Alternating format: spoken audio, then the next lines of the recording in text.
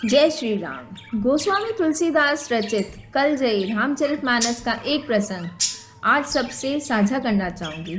सही रूप में ग्रहण करके ये प्रसंग आज भी हमारे जीवन के लिए बहुत उपयोगी है और जीवन में आने वाली दुविधाओं से हमारी रक्षा करता है। इस प्रसंग में भगवान राम माता शबरी से नवदा भक्ति या नव विद्या भक्ति के बारे में चर्चा कर रहे हैं। इसे ध्यानपूर्वक सुनिए और मन में विचार कीजिए। जय माता शबरी की, जय श्री राम। एक टक देर तक उस सुपुरुष को निहारते रहने के बाद बुजुर्ग भीलनी के मुंह से स्वर बोल फूटे। कहो राम, सबरी की रीह ढूंढने में अधिक कष्ट तो नहीं हुआ? राम मुस्कुराए।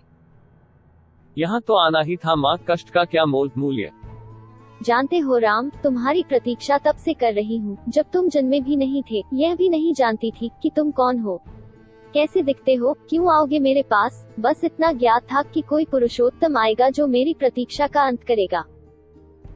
राम ने कहा। तभी तो मेरे जन्म के पूर्व ही तय हो चुका था कि राम को सबरी के आश्रम में जाना है।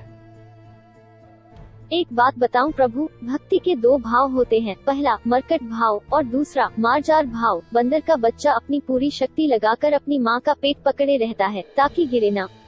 उसे सबसे अधिक भरोसा माँ पर ही होता है और वह उसे पूरी शक्ति से पकड़े रहता है। यही भक्ति का भी एक भाव है जिसमें भक्त अपने ईश्वर को पूरी शक्ति से पकड़े रहता है, दिन रात उसकी आराधना करता है। मरकट भाव पर मैंने यह भाव नहीं अपनाया। मैं तो उस बिल्ली के बच्चे की भांति थी जो अपनी माँ को पकड़ता ही नहीं बल्कि निश्चिंत बैठा रहता है कि माँ है न, वह स्वयं ही मेरी रक्षा करेगी और माँ सचमुच उसे अपने मुँह में टांग कर घूमती है। मैं भी निश्चिंत थी कि तुम आओगे ही, तुम्हें क्या पकड़ना। मार्जार भाव। राम मुस्कुरा कर रह गए। भीलनी ने पुनः कहा। सोच रही हूँ बुराई में भी तनिक अच्छाई छिपी होती है न। कहाँ सुदूर उत्तर के तुम, कहाँ घोर दक्षिण में मैं। तुम प्रतिष्ठित रघुकुल के भविष्य, मैं वन की भीलनी। यदि रावण का अंत नहीं करना होता तो तुम कहाँ से आते। राम गंभीर हुए, कहा। भ्रम में न पड़ो माँ, राम क्या रावण का वध करने आया है। रावण का वध तो लक्ष्मण अपने पैर से बाण चलाकर कर सकता है। राम हजारों कोस चलकर इस गहन वन में आया है तो केवल तुमसे मिलने आया है माँ, ताकि सहस्त्रों वर्षों बाद जब कोई भारत के अस्तित्व पर प्रश्न खड़ा करे तो इतिहास चिल्लाकर उत्तर दे कि इस राष्ट्र को क्षत्रिय राम और उसकी भीलनी माँ ने मिलकर गढ़ा था। जब कोई भारत की परंपराओं पर उंगली उठाए तो काल उसका गला पकड़कर कहे कि नहीं। यह एकमात्र ऐसी सभ्यता है जहां एक राजपुत्र वन में प्रतीक्षा करती एक दरिद्र वनवासिनी से भेंट करने के लिए 14 वर्ष का वनवास स्वीकार करता है। राम वन में बस इसलिए आया है ताकि जब युगों का इतिहास लिखा जाए तो उसमें अंकित हो कि शासन, प्रशासन, सत्ता जब पैदल चलकर समाज के अंतिम व्यक्ति तक पहुंचे तभी वह रामराज्य है। राम वन में इसलिए आया है ताकि भविष्य स्मरण रखे कि प्रतीक्षाएं अवश्य पूरी होती है। राम रावण को मारने भर के लिए नहीं आया है माँ। माता सबरी एक टक राम को निहारती रहीं। राम ने फिर कहा। राम की वन यात्रा रावण युद्ध के लिए नहीं है माता।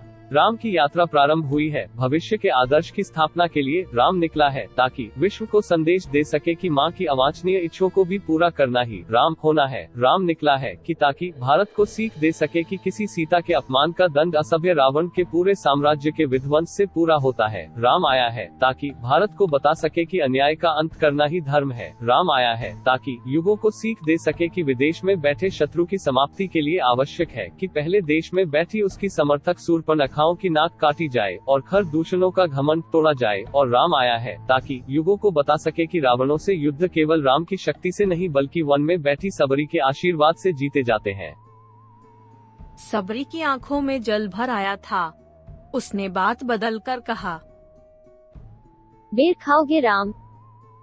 राम मुस्कुराए।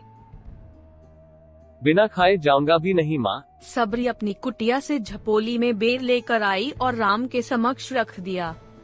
राम और लक्ष्मण खाने लगे तो कहा। बेर मीठे हैं न प्रभु?